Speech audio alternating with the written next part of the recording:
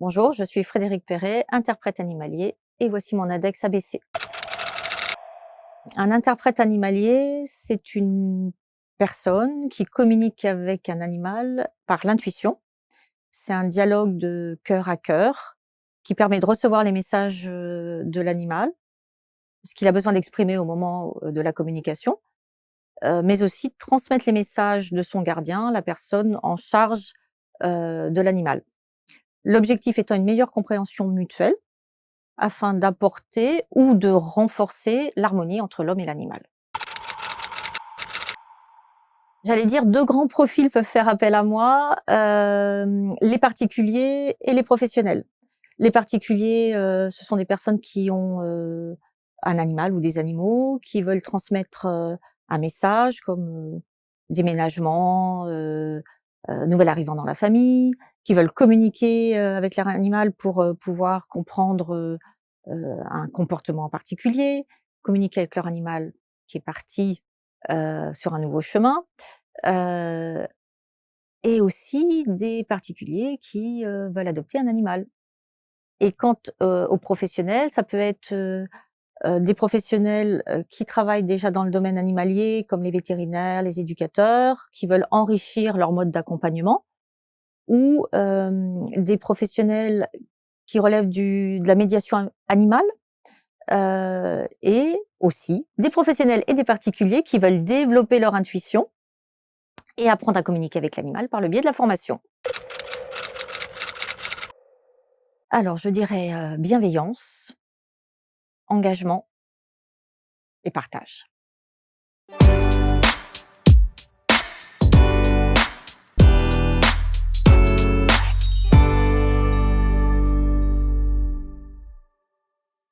Merci d'être avec nous. Voici un nouveau portrait Index en la présence de Frédéric Perret qui est là. Bonjour Frédéric, Bonjour. quel bonheur de vous accueillir et de parler de vous, de votre expertise, de ce que vous allez préconiser, de l'accompagnement que vous offrez à ceux et celles qui regardent votre Index. On va parler de plein de choses parce que c'est pas si simple de parler de vous quand même.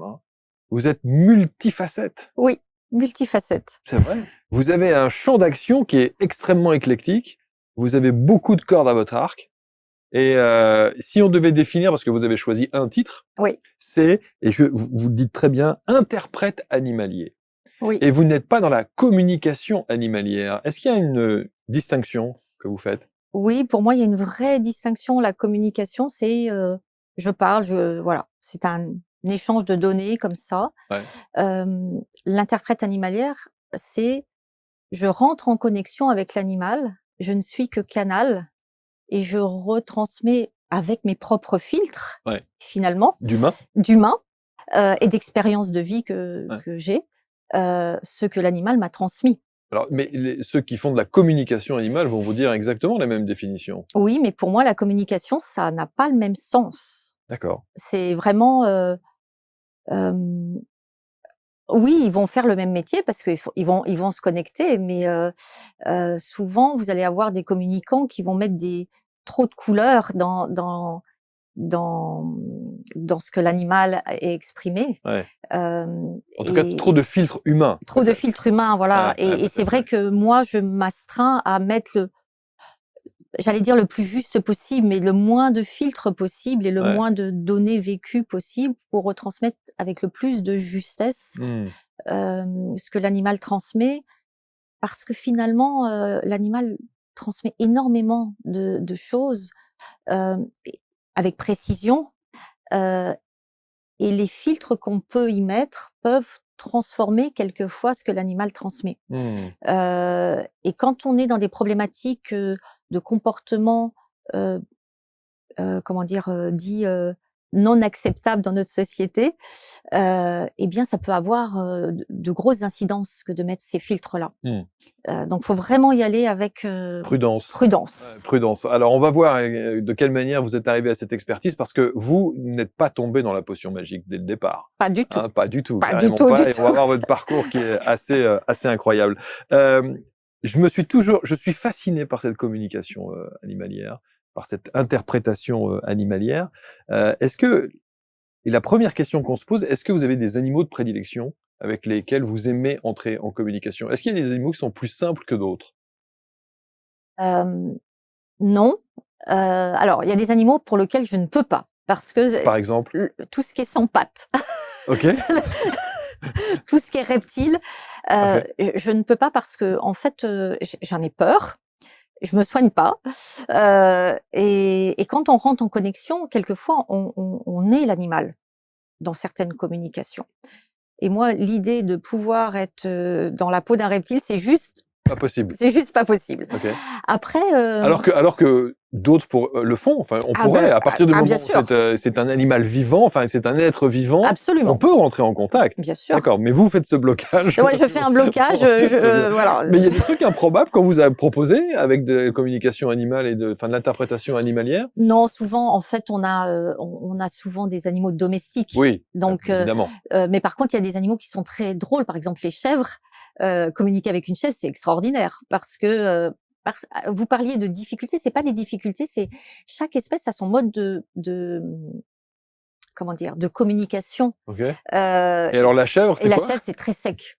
Mais c'est genre bon bah là c'est bon là. Je t'ai dit ce Stop. que j'allais dire. Stop. Je m'en vais. Je fais ma vie quoi. Hein. C'est Et incroyable. c'est absolument génial. Et j'avais fait une communication un jour avec une poule et Mais et c'est et alors alors qu'est-ce que fait la poule? Qu'est-ce qu'elle vous dit? et alors c'était une poule qui est arrivée. Donc elle avait une autre copine poule et il lui avait mis un coq. Et elle me disait mais ce coq il est infernal parce que il me prend pour une assistée. C'est-à-dire que le coq, le principe du coq, c'est qu'il va dans le poulailler, il prépare. Je me dis mais il m'enquiquine. Moi je fais ce que je veux. Donc et c'était très drôle parce que c'était une poule autonome. Elle voulait pas de ce coq.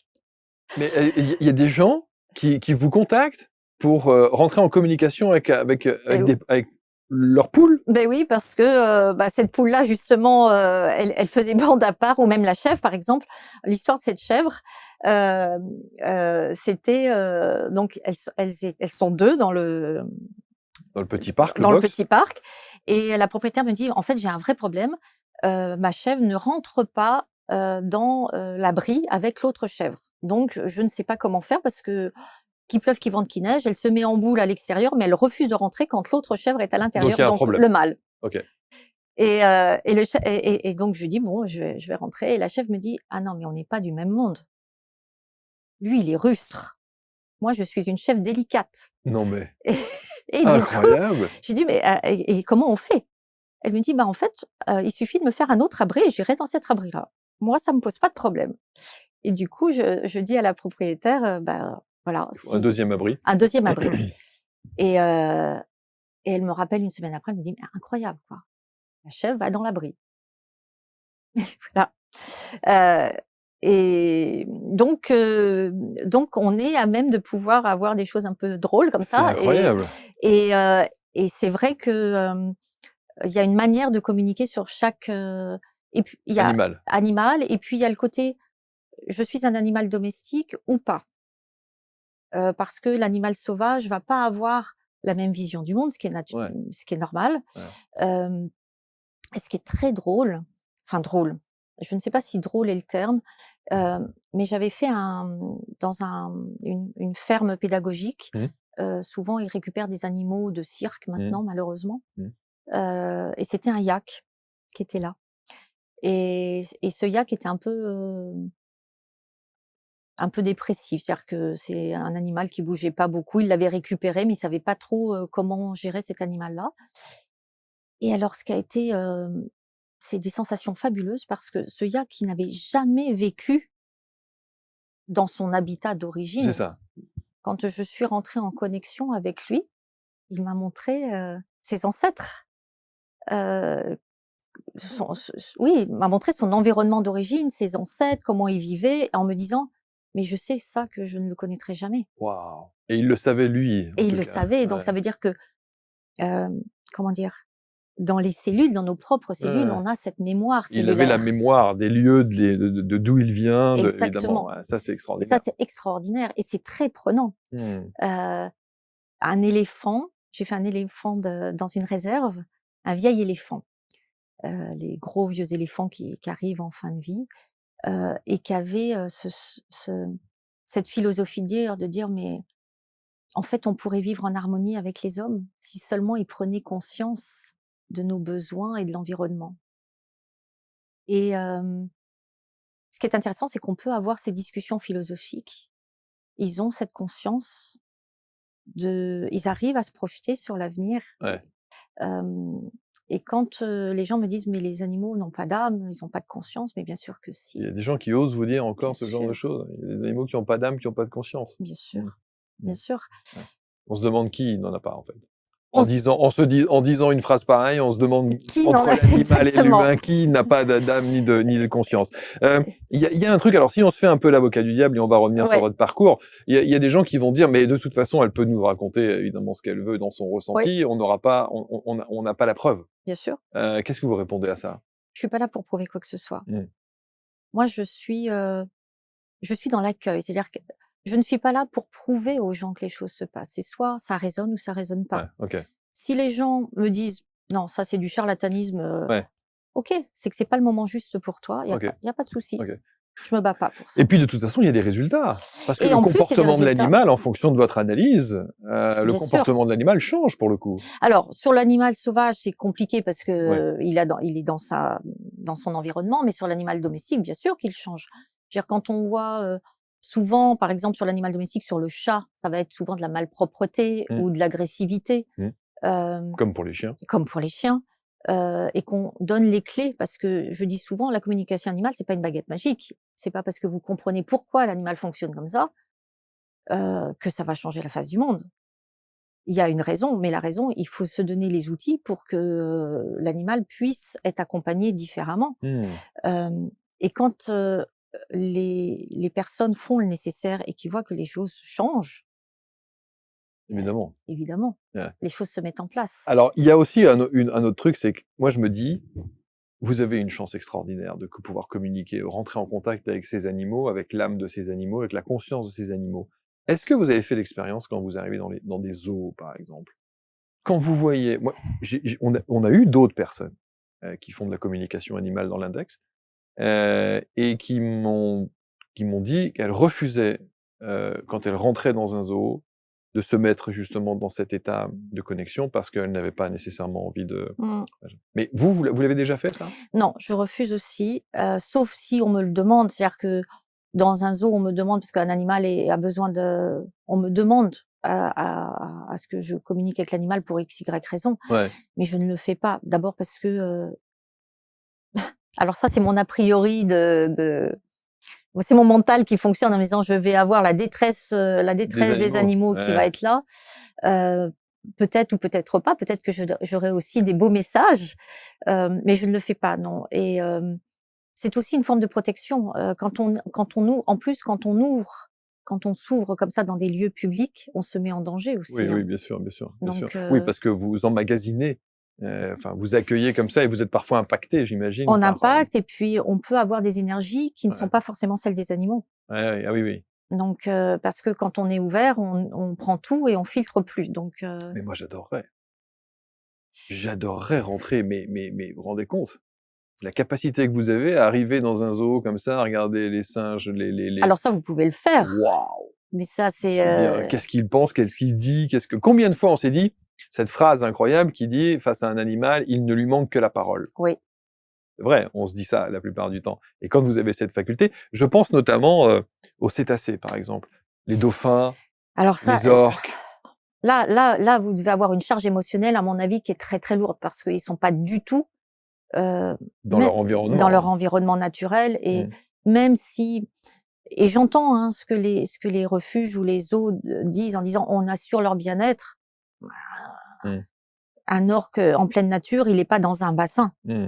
Mmh. On peut me dire ce qu'on veut, il est pas dans un bassin, Mmh. donc Donc ça, vous n'avez jamais testé ce genre non, d'approche? jamais, Bon, et vous jamais. Et c'est vrai que c'est pas quelque chose ouais, ça vous qui gêne plus qu'autre chose, en oui, fait? oui. Ouais. Et quand je vois, alors ça n'a rien à voir, c'est des animaux de cirque, mais encore une fois, dans cette ferme pédagogique, quand, j'ai communiqué avec une chamelle, et quand vous voyez que la parce que les animaux n'ont pas de filtre, ils souffrent à tout, donc ils vous donnent les souffrances, ils Eh oui. donnent, leur bien-être évidemment, mais surtout au moment de la communication, ils expriment ce qu'ils ont besoin d'exprimer à ce moment-là. Donc ils peuvent à ce moment-là, si ça fait des années qu'ils ont accumulé de la détresse, bah, vous communiquez que de la détresse. Ouais. Et que faire? Ouais. En fait, c'est ça, parce que c'est bien de communiquer, c'est bien de se connecter. L'animal, il s'ouvre, il vous donne une information, mais il vous la donne pourquoi? Pour que vous puissiez l'aider derrière. Et si vous êtes connecté avec lui, mais que derrière rien ne se passe, ça sert à quoi? Alors, on va voir votre parcours de vie Ouais. parce que c'est intéressant de savoir de quelle manière vous en arrivez à cette histoire, et qui a été votre mentor aussi, parce que Ouais. ça, on la connaît beaucoup quand on parle de communication Et animale. oui, c'est une Et référence. c'est une référence, hein, Laila Del Monte.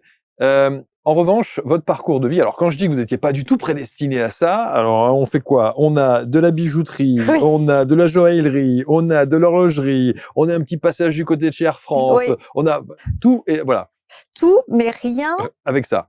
avec ça. Et pas de dimension spirituelle à l'époque, pas de choses de ressenti particulier. Alors, j'ai toujours été versée dans ce côté spirituel, ésotérique. J'ai toujours été très attirée par ça. Mais je suis issue d'une famille quand même qui est plutôt cartésienne. Alors pour la petite histoire, pardon maman, mon arrière-grand-mère tirait les cartes. Oui.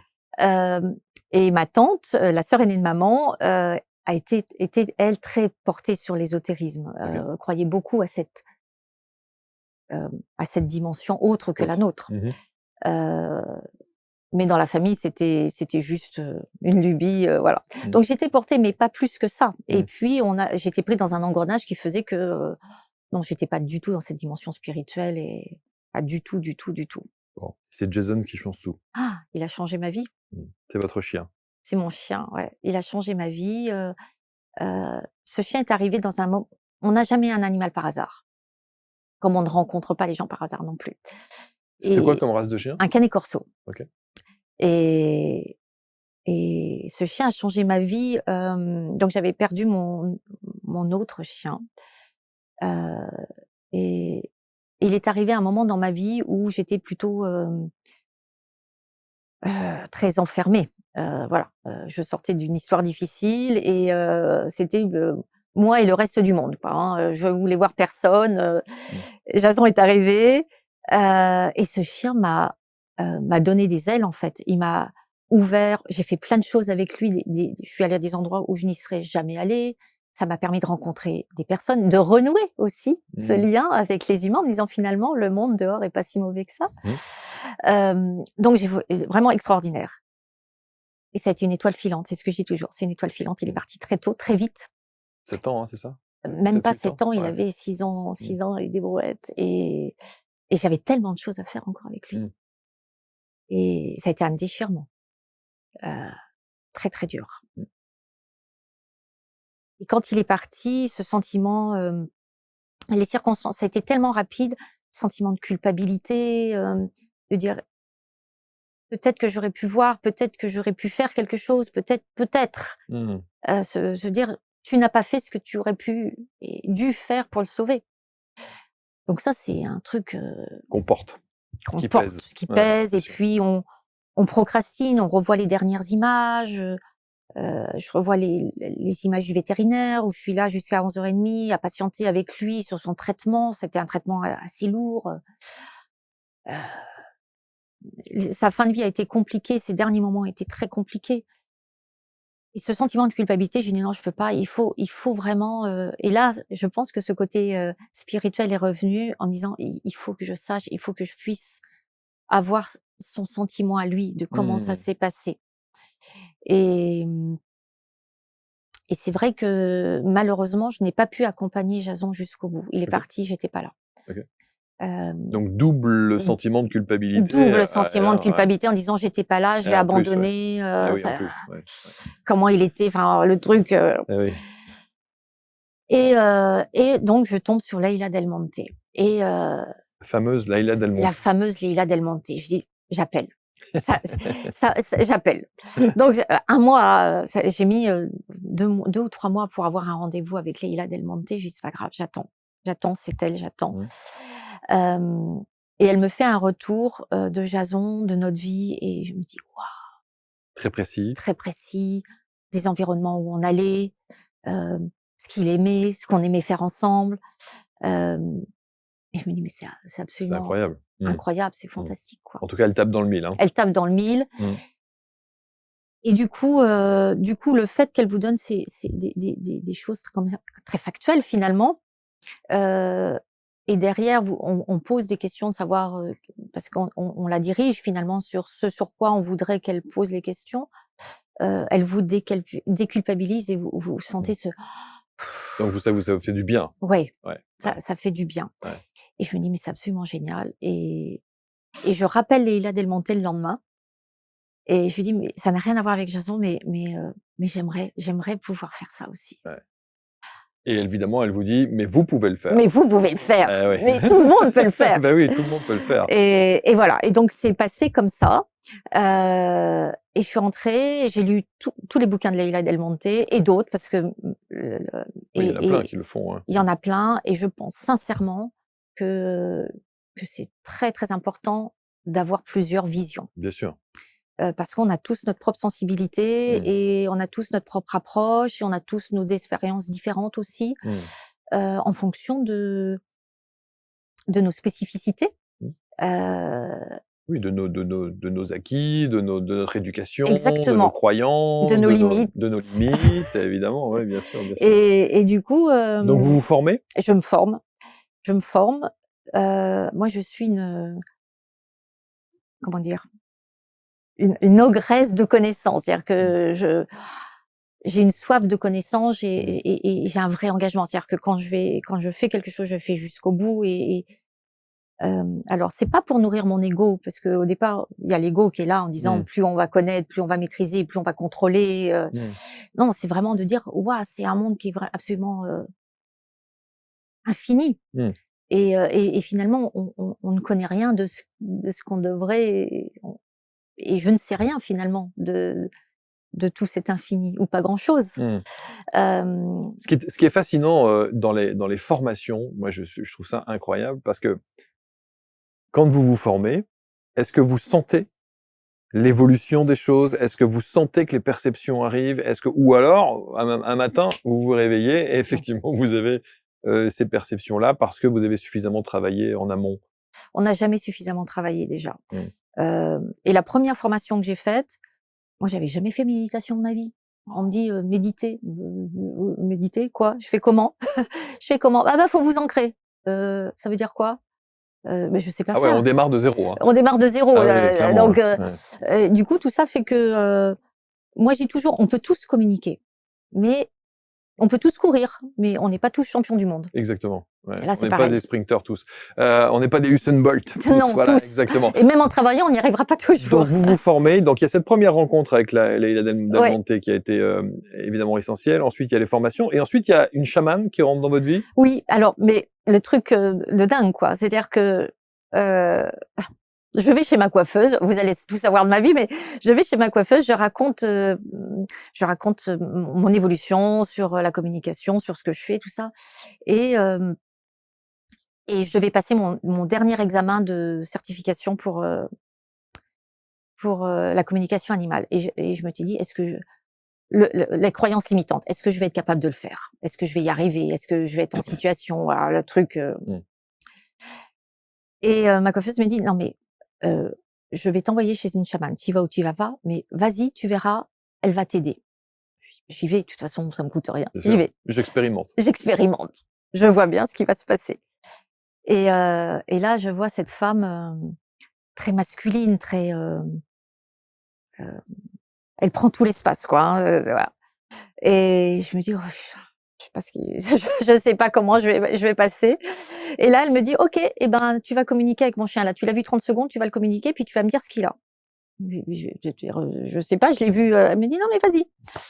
Et là, je fais la communication et je lui dis: «Mais il a un vrai souci au niveau du ventre quoi, j'ai un mal de ventre qui est terrible». Elle me dit: «Bah, tu vois, tu peux guérir». Elle me dit: «Maintenant, tu vas le guérir». Je dis: «Je vais le guérir, je fais comment?» Incroyable. Et elle me dit: «Laisse-toi faire». Et donc elle commence à partir dans des champs, pour m'aider en fait à m'ouvrir. Et il s'est avéré que son chihuahua avait mangé de l'herbe la veille, donc il était dans des diarrhées pas possibles. Il avait effectivement très très mal au ventre du fait de ses gargouillis, et j'ai fait le soin. C'était mon premier soin. Incroyable. Et cette chamane m'appelle le lendemain en disant bah c'est nickel, tout va bien. Et j'ai travaillé avec elle du coup en atelier. On allait en atelier tous les samedis. Je travaillais et développais entre deux évidemment développement personnel, méditation. Et on évolue au fur et à mesure parce que une porte en ouvre une autre. Et on se découvre, C'est on fascinant. apprend à se connaître. C'est fascinant. Et à quel moment vous acceptez que vous avez cette faculté-là? J'ai mis du temps. J'ai mis du temps. Encore aujourd'hui, vous doutez? Je ne doute pas, mais je m'émerveille. Je suis comme une enfant. C'est-à-dire que aujourd'hui encore, j'ai comment dire, des sensations nouvelles qui continuent. Et à chaque fois, je dis waouh. Et à chaque fois, je suis comme une enfant qui se dit c'est magique. Et donc je ne doute pas parce que j'accueille maintenant. Alors au départ, j'ai dit non, et même les premières communications animales, je me dis non mais je vais la refaire une deuxième fois parce que je suis pas sûre. Oui, il y a toujours le doute. Il y a toujours ce fameux doute. Mais en fait, l'action, l'approche que vous avez avec ces animaux, c'est même comme un comportementaliste. C'est exactement ça. Sauf que et c'est toute la difficulté. C'est pour ça que dans les formations, souvent les gens me disent pourquoi on communique pas tout de suite avec des animaux vivants, enfin vivants. Autour de nous, des vrais animaux. Et sur photo. Et je lui dis non, parce que si vous voyez l'animal, votre mental va faire que vous allez analyser l'animal. Ah bah tiens, il a la queue un peu basse, il a l'oreille un peu à droite. Ah bah tiens, il monte la babine. Et du coup, le mental va prendre le dessus. Mais c'est exactement ça. C'est on est sur du comportemental, émotionnel. Et on n'est plus dans la matière. Et je trouve que on devrait faire appel justement à des gens comme vous pour dès l'instant où il y a des et Dieu sait que alors on dit souvent il n'y a pas de mauvais animaux, il y a que des mauvais maîtres. Mais on n'a pas toujours la capacité de s'adapter au chien, en tout cas de faire en sorte que le chien soit dans les meilleures conditions. Donc le fait de faire appel à vous, à vos services, je pense que ça serait une très bonne chose quand il y a un problème à la maison avec un animal. Ben oui, alors c'est pour ça que alors beaucoup de vétérinaires commencent à s'ouvrir. Ah, ce que j'avais demandé, ouais. Tous non. Mais c'est pas grave, c'est ce que je dis, c'est pas grave, ils viendront quand ce sera l'heure. Quand ce sera l'heure. Mais je dis toujours le monde médical, et ça c'est vraiment quelque chose que je ressens, et a toujours cette crainte de perdre un peu de maîtrise de son territoire. Et c'est dommage parce que on a tous des métiers différents, on est tous complémentaires. Moi, je suis pas vétérinaire, je ne serai jamais, et je ne veux surtout pas être vétérinaire. Par contre, je peux apporter quelque chose. Bien sûr. Élément de réponse. Un élément de réponse qui peut l'aider aussi. Sur un diagnostic. Bien sûr. Et l'éducateur canin, c'est pareil. Je peux l'aider. Les éducateurs commencent pareil à s'ouvrir, mais pour eux, c'est tellement... L'éducateur canin, souvent, maintenant, il est dans la matière. Donc, c'est... le chien doit obéir, assis, couché, pas bouger, absence du maître, enfin voilà, tout le truc classique. Et je l'en parle en connaissance de cause parce que ma deuxième étape, et c'est ce qui m'a aussi fait un grand bond en avant, c'est l'adoption de mon autre canet. C'est ce que j'allais vous demander. Et ça a été mais un choc parce que je passais d'un canet qui était qui m'a entourée, qui m'a protégée, qui m'a ouvert, à un canet qui était mais un feu d'artifice, qui était finalement moi, un espèce d'émotion dans tous les sens, qui partait dans tous les sens, pas du tout canalisé. Et là, quand vous êtes face à des éducateurs en disant mais votre chien, non mais si vous voulez que vous fasse avec, on peut rien en faire. Il y a rien à en tirer de ce chien. Peut-être faut le castrer. Le castrer, ça changera quoi? Quand t'es émotionnel, on le castre, ça change quoi? Et bref, tout ça pour dire que je me suis retrouvée dans un no man's land où personne ne m'a aidée. J'ai ce sentiment d'être abandonnée. Et en même temps, viscéralement, me dire mais en fait, c'est toi qui peux l'aider. Il y a que toi qui peux l'aider parce que tu sais que ce chien, c'est une boule d'amour. C'est juste qu'il a besoin d'être accompagné. C'est juste lui faire comprendre qu'on peut fonctionner différemment. Alors, quand on a cette faculté, ces capacités qu'on aurait tous, hein, paraît-il, de communiquer avec son animal de compagnie, je visualise le truc parce que moi j'ai un petit teckel à la maison. Et alors, évidemment, je vois la fête du matin. Ou même parfois, il faut lui demander de s'arrêter parce que oui, c'est bon, Ça prend, détends-toi. ça prend. Oh là là, détends-toi, c'est un petit teckel nain, mais elle est magnifique, mais en même temps, voilà, ça peut être envahissant parfois. Est-ce que justement, sur ces petits plaisirs du matin, est-ce que vous rentrez à chaque fois en communication avec votre animal? Vous l'entendez vous dire, je simplifie, hein, ce bonjour ou je suis content de te voir, Oui, etc. parce qu'avec mon animal, je suis ouvert en permanence. Et c'est ce que j'allais dire, il n'y a pas de filtre Il pour n'y a le pas de coup là. filtre pour le coup. C'est magnifique. Et oui, il n'y a pas de filtre. Alors, il n'y a pas de filtre dans les deux sens. C'est-à-dire que quand il me dit non mais lâche-moi, parce que moi je suis plutôt poupouille, gratouille, et lui c'est pas son truc. Et quand il me dit lâche-moi quoi, c'est bon. Vous entendez ça C'est clairement? ça. Laisse-moi tranquille. Laisse-moi tranquille. Ouais. Je t'aime mais laisse-moi tranquille.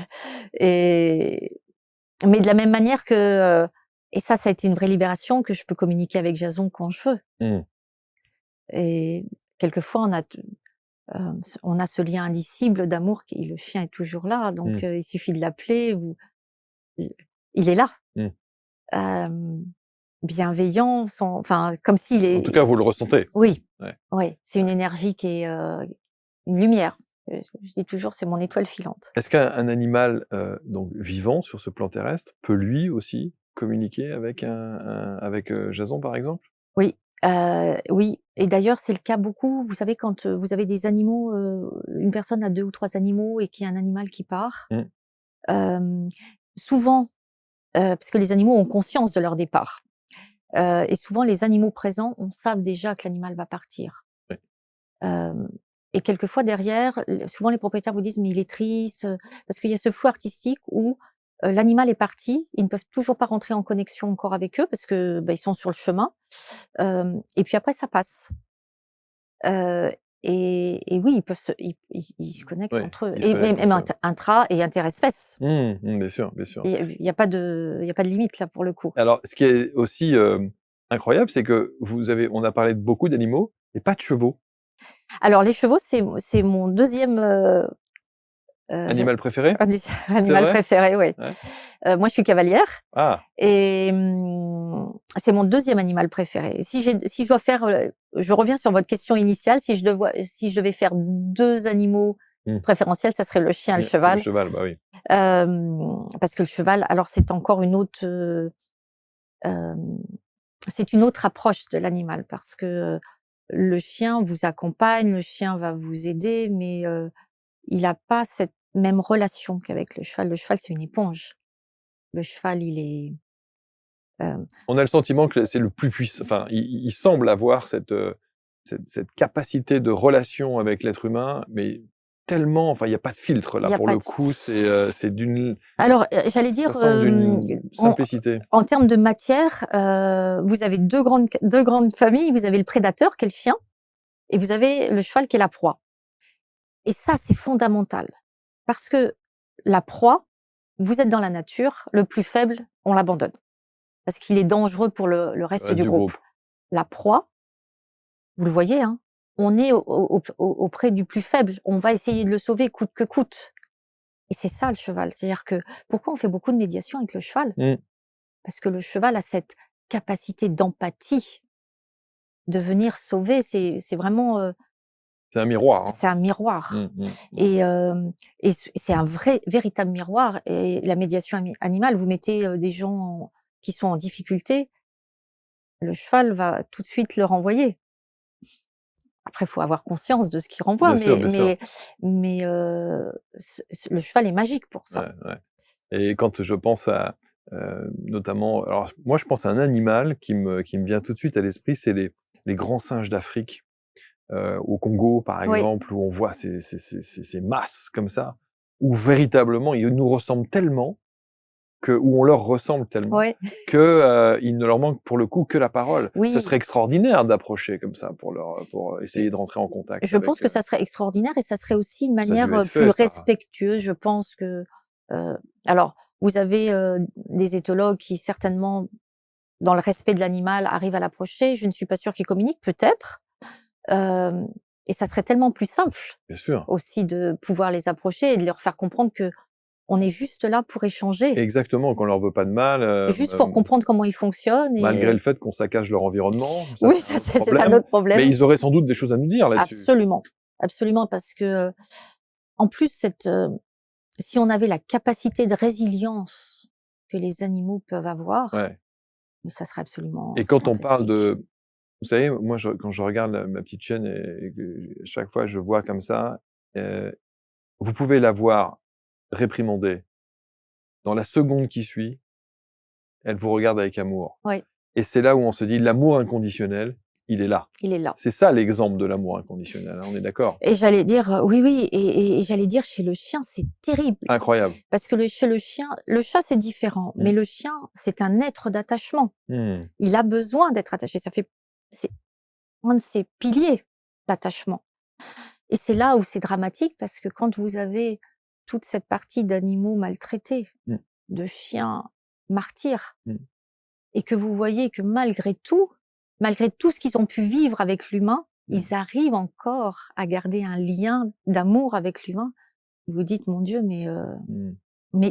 on a à apprendre énormément».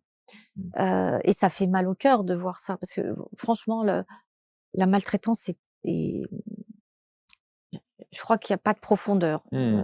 Mmh. dans Il y a pas de mots. ouais, Il y a pas de mots. c'est Pour terminer, parce que c'est vraiment passionnant et c'est vrai que on peut se poser des questions justement sur ce ressenti que vous avez, cette communication, comme vous dites, l'interprétation animalière que vous avez. On pourrait le faire avec n'importe quel être vivant? oui, Une araignée? bien sûr. Une mouche? Bah oui. La mouche, elle vit, Donc on pourrait? bien sûr. Alors la différence, c'est que la mouche, l'abeille, Mmh. les moustiques, c'est des animaux de groupe. Donc on va pas pouvoir, ou la fourmi, par exemple. Ouais, par Par exemple. On exemple, pourrait? on pourrait, mais c'est des animaux de groupe. Donc ce qu'on appelle les animaux de groupe, ça veut dire que on ne parle pas à l'unicité, OK, OK. on parle au groupe. Au groupe. Mais bien sûr, Ça serait fascinant, les fourmis. les On a fourmis. tellement à apprendre de ce phénomène social, parce que là, Mais pour le ouais. coup, elles ont vraiment. Mais vous avez des bouquins qui sont sur. Vous avez Weber qui avait écrit sur les fourmis. Berbère. Mais oui, on pourrait, bien sûr qu'on Ouais. pourrait. Ouais. En tout cas, c'est très très intéressant. Je pense que ça peut aussi éviter des drames parfois. Oui. Que de faire appel à vous, au moins essayer, au moins tester, au moins essayer de voir. Alors on peut le faire à distance? Bien J'imagine sûr, que on oui. peut le faire à Alors, distance. sur photo? Sur photo. Bon, super, je vais vous Et montrer une photo de Rosalie dans un instant. et oui, ça peut éviter des drames. Et surtout, ce que je tiens à dire, c'est que il n'y a pas de fatalité. Vous pouvez avoir un chien, un chat, peu importe l'animal, mais vous pouvez avoir des animaux en difficulté. Il y a pas de fatalité. Il y a la compréhension de l'animal, l'engagement de la personne qui est avec l'animal, parce que souvent, et c'est pas, il y a pas de jugement par rapport à ça. Je ne me permettrai jamais de mettre un jugement. Souvent, on peut aimer, mais mal. Mmh. Maladroitement. Maladroitement, sans mauvaise intention. Mais il y a pas, voilà. Toute situation, il y a des solutions. Encore faut-il qu'il y ait un engagement de l'humain Bien pour sûr. pouvoir faire en sorte que l'animal se sente mieux. Bien sûr. Juste un mot en 30 secondes, l'énergétique, parce Oui. que ça, c'est aussi un Oui. champ d'action sur lequel vous pouvez intervenir. Il y aurait beaucoup à dire. Mais du coup, l'énergétique, il est valable pour les animaux aussi? Ah oui. Eh oui. Et alors l'énergétique, que ce soit dans l'énergie pure ou dans la matière, l'énergie pareil, à distance ou en présentiel. Et je dis dans la matière parce que la pratique shiatsu est pour moi importante, et parce que je travaille dans la matière pour le coup. Et ce qui est intéressant quand on travaille dans la matière et qu'on a le côté énergétique, c'est que quand on ressent beaucoup de choses. Donc j'allie les deux. Et ça, c'est génial.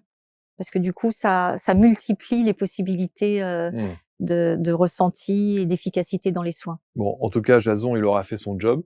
Ah ouais. Hein, il aura changé votre vie. Oui. Avant et après. Oui. Encore aujourd'hui, j'imagine. Encore aujourd'hui, Ouais. toujours, il est là, Ouais. bienveillant. Ouais. Il m'a aidé beaucoup pour Bellator. Ouais. Donc, Il s'appelle Bellator, le nouveau? Ouais. Ok, d'accord.